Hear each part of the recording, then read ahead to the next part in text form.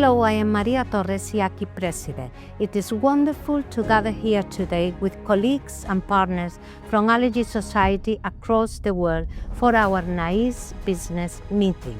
Istanbul is a particularly special place for us this year, as it will also host our upcoming EAACI Annual Congress.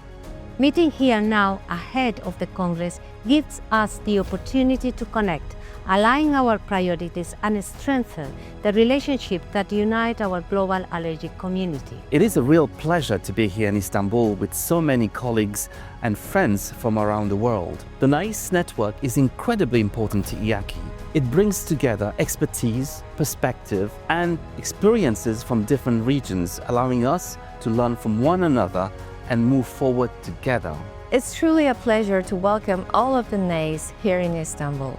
NAIS represents the strength of our international partnerships. Through this network, we bring together allergy societies from across the world to share ideas, align our goals, and support one another.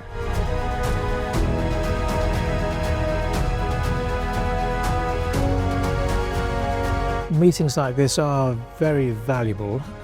We all have similar sorts of problems in our different countries, but our structures in a particular country situations differ, and so we may need slightly different solutions. So it's really useful to learn how people are tackling the same problems. And this Congress, the EAACI 2026, is going to make an opportunity for all the basic scientists and the clinical scientists, not only sharing the knowledge, but also creating new translational networks in Istanbul.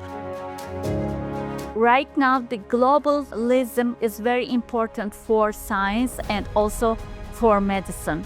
And making joint activities is making it a reality.